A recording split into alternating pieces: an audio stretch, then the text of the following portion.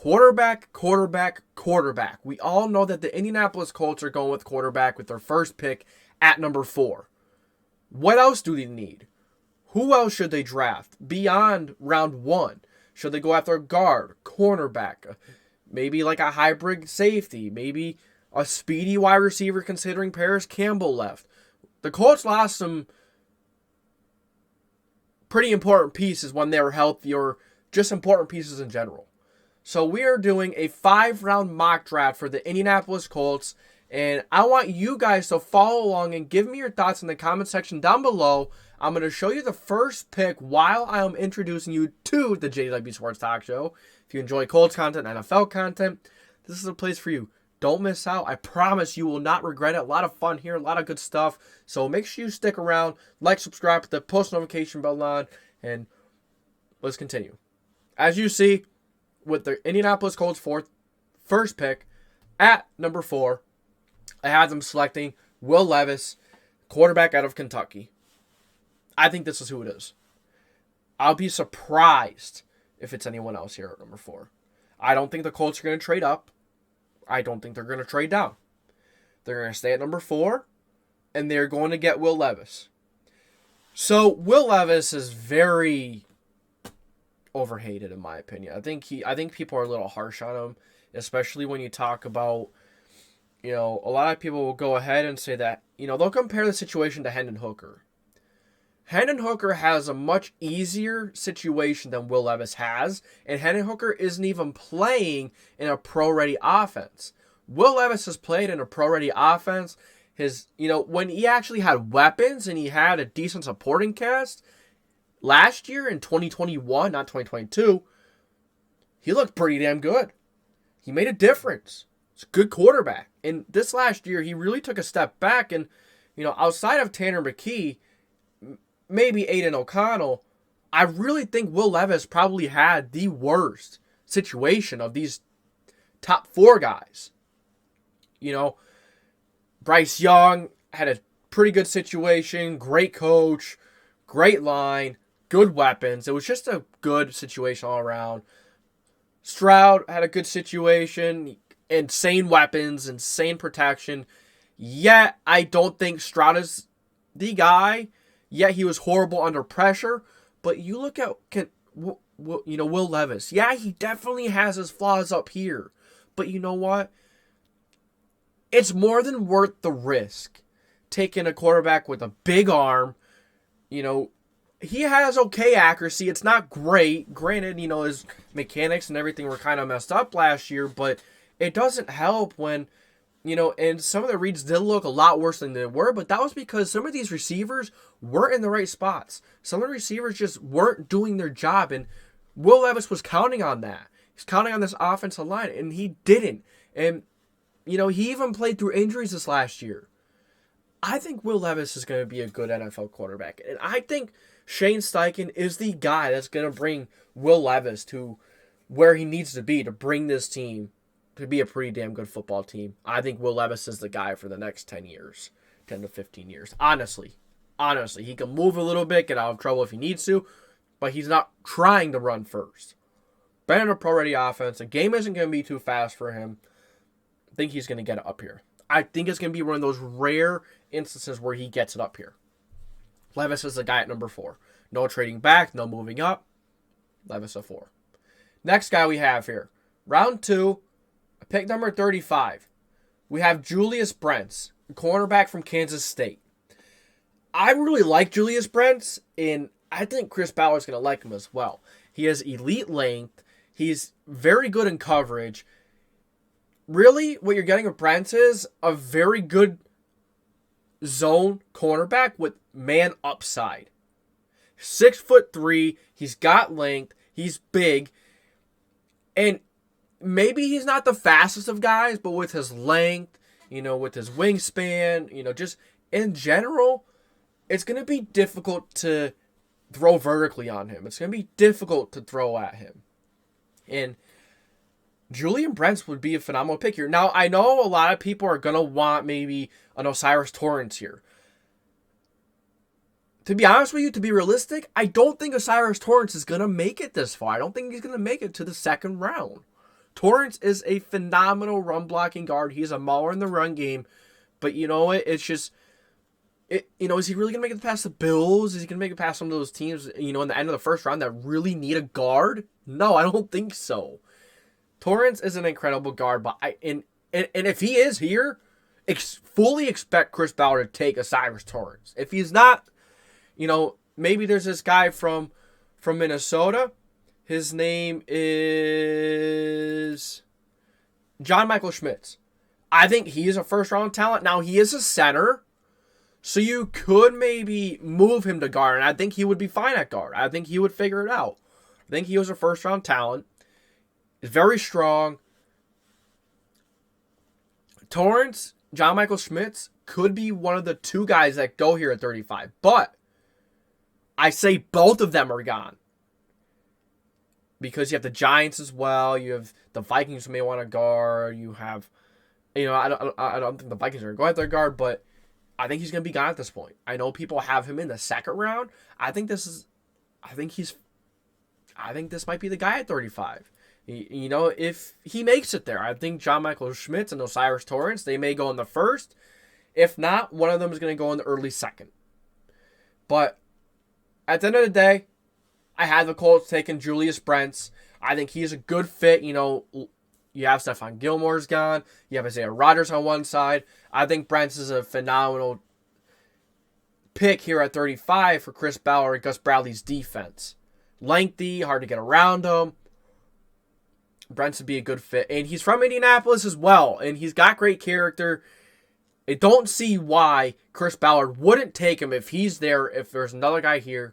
If there's another guy that he liked that is gone, I can see Julius Brents at number 35. Ooh, messing up. All right. With the next pick, round 3, pick number 79, I have the Indianapolis Colts taking Marvin Mims Jr. Forgot the junior, but he's a wide receiver out of Oklahoma. This is your Paris Campbell replacement. He's not as big as Paris Campbell. He's about 5'11". He's a speedster. He has so much confidence running deep threat routes, running, go routes, and he could jump up over people. He could jump and make contested catches. He's not horrible at it. The catching used to be an issue in 2021, but 2022, he caught everything. He improved it. Now, is it going to stay like that? It comes to NFL. I'm not sure. Sometimes things don't always change. Sometimes things don't always stay. But Marvin Mims would be an incredible receiver to bring in the third round to bring it for a deep threat. You have Campbell. No, you don't have Campbell. You have Pittman. You have Pierce. Pierce has decent speed and he's big. And then Pittman, he's not as fast, but he's more of a contested over the middle. Pierce could do that as well. And they did bring Doolin back, but I think Marvin Mims is a different animal than Doolin. I'm much higher on Marvin Mims than a lot of people are. He has good character. Now, is he a bigger receiver that Chris Ballard likes? No. That's where it kind of hurts, but I think Marvin Mims would be a phenomenal fit in the Shane Steichen system. I think he would be not as fast as Quez Watkins, but he's fast. He's fast. He'd be a phenomenal fit. Number 4. So, you may be questioning, why are you taking a defensive interior guy? Well, this guy is Kobe Turner. The Colts are taking Kobe Turner, a defensive lineman out of Wake Forest in round 4 at 106. Kobe Turner has a lot of upside, okay? And I think round 4 is a sweet spot for him, is where he's going to go. He's great at stopping the run, but he has a lot of pass rushing upside. He's explosive off the ball. I have some things written down here. He's explosive off the ball. He's a solid run defender with a lot of pass rushing upside. As I just said, he has a great story, a great work ethic. And Chris Ballard usually likes that about his players. He likes his players to be walk-ons, and he's a walk-on. He likes his players to be working for it, to transfer to a bigger school. And Kobe Turner is that. He is undersized, but he has a quickness. He has power, and if he is double-teamed, he is going to struggle more. but Kobe Turner would be an intriguing option for the Indianapolis Colts. Now, Buckner's getting older. He's going to be 30 next year. I know he's not even 30 yet, but this is a guy, and, Grove is there. You have quite a few guys here. Dale can play interior and outside, but I think Kobe Turner is a guy to bring in and to see what he could come into. At first, he would be a rotational guy, but I think he would be a phenomenal rotational guy. Kobe Turner would be a great pick for the Indianapolis Colts in round 4 at 106. Next guy. So the Colts actually have 3 fifth-round picks, but the first guy I have the Colts taking in the 5th round at pick 138 is Marte Mapu. I don't know if that's how you say his name. Marte Mapu, whatever. But he is a safety / linebacker from Sacramento State. So, yeah, I think he's going to be more of a hybrid. I think teams are going to draft him for a hybrid role, and I think that is something that the Colts could use. I think he's a good safety. He was a good safety at Sacramento State. Some people talk about moving him into linebacker. Why not use him as both, as a hybrid? Some of these players don't usually work out in the NFL. That's why it's, kind of risky. But I think he's got a good chance to turn out to be a good NFL player. So let's see what I have written down here. So he's a safety, but, he's going to want to be a safety, linebacker, maybe a nickel guy a little bit. A lot of teams look at him as linebacker. He has huge upside. He's an interesting player with a lot of upside. And the Colts can maybe use another, maybe a linebacker that can be fast a little bit, like Bobby Okereke, sideline to sideline. Marte Mapu doesn't have the size, but he could be the guy you bring in. Maybe he puts on a little more. Maybe Marte Mapu is that guy. I think he's worth drafting here in round 5. He does have a high risk. He gets good reward too. Next guy. Our second 5th round pick at 162. I have the Indianapolis Colts taking Nick Broker. So you may be wondering, at this point, JDW, the Colts need a guard, especially a right guard. The experiment with Danny Pinner didn't work out. Matt Pryor was horrible. Will Fry's not the guy, he's not the guy you want as a starter there. Nick Broker, right? 5th round. I think people are underrating Nick Broker quite a bit. He's a guard from Mississippi, of course. He's a mauler in the run game. Now, he's got work to do in the passing game. I guess you could call this player, I'll stop calling people kids because I keep calling player kids. It's a bad habit, but I think he's like an Osiris Torrance light. You know what I'm saying? Like, he's quick enough. He's got, he has above average strength, grip strength. I think he can be a solid average guard, at the very least for the Colts. And then we need a right guard. Is he really the fastest? Is he, really going to be a guy you want to be pulling? Probably not. But he doesn't need to be that guy. He just needs to be the guy to come in and be able to hold his own. The Colts haven't had that right guard since Mark Lewinsky and Chris Reed. Which Chris Ballard let both go, whatever. Maybe the Colts addressed this need earlier, but you could absolutely find gems at the guard position in late rounds and mid to late rounds. Doesn't have to be in the 1st round. Guards are easy to find. Nick Broker can be a solid option in the 5th round for the Colts to finally pick up that guard for the right side. With the last but not least pick in my 5-round mock draft, I have the Indianapolis Colts taking Brandon Joseph. He is a safety from Notre Dame. So we did lose a few guys in the safety department. We lost Rodney McLeod, probably not going to bring him back. But I think Brandon Joseph he is very instinctive in single high. He's very good in deep coverage. He's a solid safety. It's the tackling.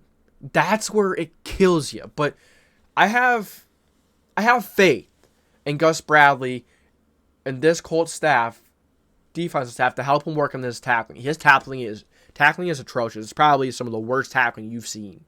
It is horrible.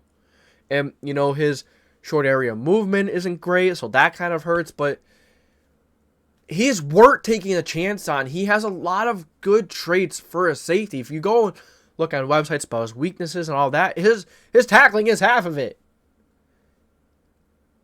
He's good in his single high. Yeah, maybe he's not the fastest in the world, but Brandon Joseph, he's an intriguing option. Bring him in, and maybe if he's not the fastest guy, maybe, if he's good in coverage, you can see if he's good in coverage, and maybe try and play him out hybrid a little bit as well.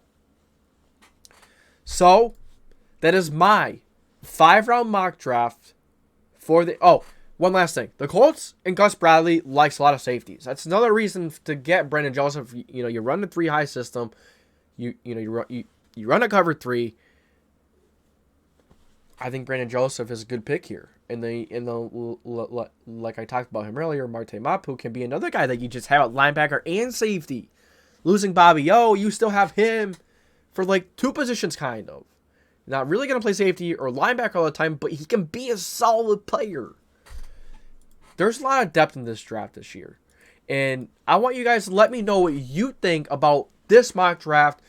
What do you think about Will Levis? Julius Brents?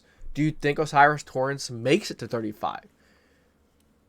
Do you think the Colts wait till later in the draft to get a guard? That's possible. Chris Ballard is, he has a knack for offensive linemen.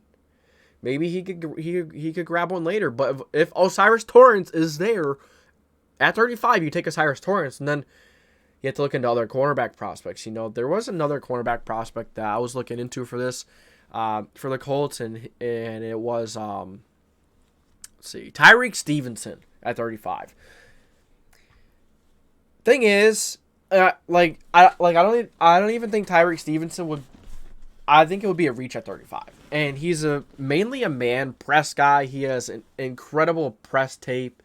Very good at pressing receivers, but and he's smaller as well. So when he comes to the NFL, it's going to be difficult for him to do that against NFL receivers. But his technique and press is incredible. But his zone, and I don't think Tyreek Stevenson's the guy. And then some people are going to talk about Emmanuel Forbes. He'd be a first-round prospect. He'd be up there with some of the best corners if he wasn't so small. That's Forbes' issue. He's so small, and just off that alone, Chris Ballard doesn't draft small corners like that, especially early on. Chris Ballard isn't going to go after Emmanuel Forbes. It's just not his cup of tea. But that's all I got for you guys today in this mock draft video. Let me know what you think. Thank you for tuning into the JDW Sports Talk Show, where every fan is welcome. If you enjoy this video, make sure to like, subscribe, with the post notification bell on so you don't miss any future videos. This is JDW Sports Talk Show, signing off.